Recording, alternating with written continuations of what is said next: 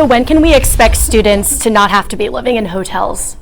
Tonight in Crisis in the Classroom for years, Fox 17 News showing you Tennessee State University families frustrated with the lack of housing. It's certainly been an issue, and that shortage of on-campus housing continues to force students to live in local hotels, some of them miles away from the TSU campus.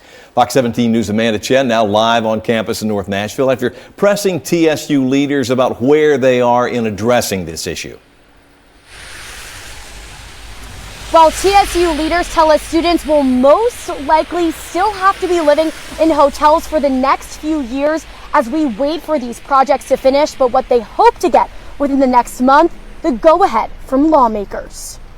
A $250 million project by the state to improve buildings across TSU's campus. While a press release stated this project will not only remedy the housing crisis, but also strengthen the connection, Fox 17 News later learned these funds do not apply to housing. We have a project now that will create 1,000 new beds on the campus, and we're trying to move that as quickly as possible. Fox 17 News has spoken with several TSU families a few months back, frustrated and concerned over the lack of housing. Our main goal is to get our degrees and graduate.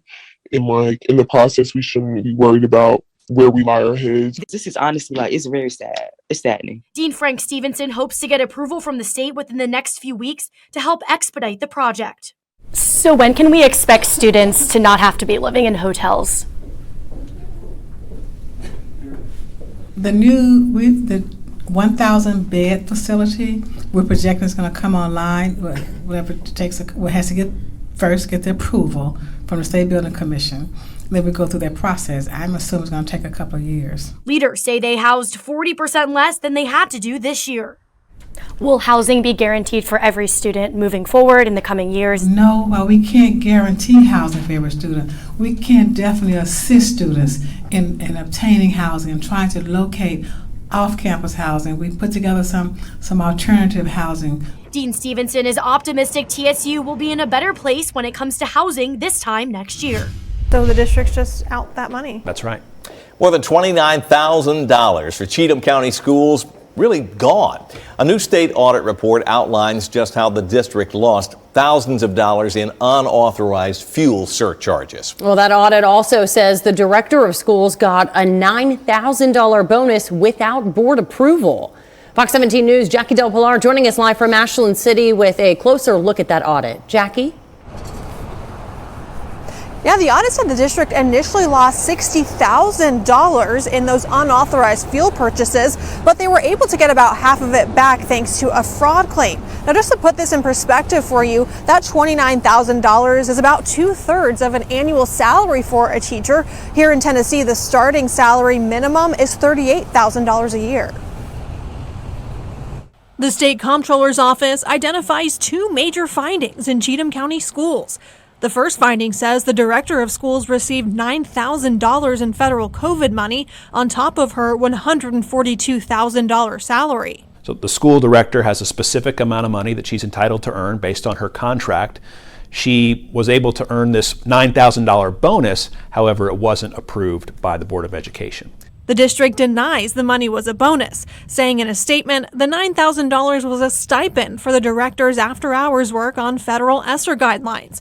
The statement also says the board was not required to vote on the stipend, but audit documents say the district will seek board approval in the future. Or someone within the school system certainly should have known that that money should have been brought to the school board's attention and that they should have the right to approve or disapprove that amount. A second finding says the district's transportation department lost $29,000 in unauthorized fuel purchases. Auditors say the district did not have policies, procedures, or documentation to help track down that money. The school system didn't necessarily know who had fuel cards and what that individual's fuel card usage looked like. Receipts weren't maintained and matched with bank statements at the end of the month. The district says they used credit cards to buy gas for school buses. They say 2 cards were skimmed, then used to make purchases in other areas. The district says they have additional checks and balances in place now to ensure this doesn't happen again. Schools ranking in the bottom 5% are considered priority schools. Metro has 19 of them, and it has parents in those schools wanting action.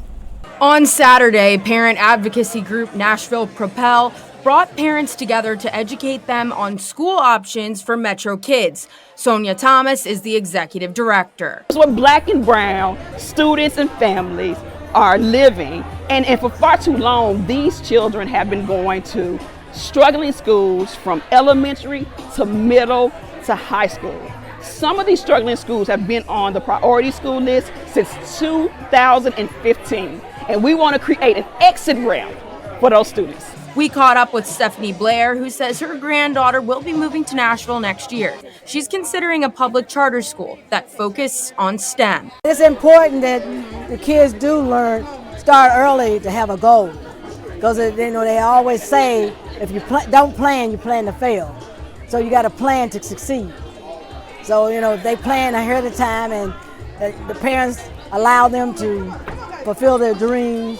Council member Taneka Vercher represents Southeast Nashville. She wants schools in her community to have the resources to keep up with growth. Out here in Southeast, the growth is just accelerated. Our school facilities can't keep pace and have not kept pace with the demand of the growth here for the community. So that stresses our schools out here. Stressed out schools, but parents who still want the best education for their kids or grandkids, like Stephanie Blair. She's into science, and I looked at the STEM program. She said when she graduated, she wanted to go to college to be an architect or engineer. And she does a lot with the computer now. With some of the schools, like the public charters, parents have to enter their child into a lottery-like system, so it's luck of the draw. Nashville Propel is holding another event in February, and they encourage parents to come out and learn what other schools Metro has to offer.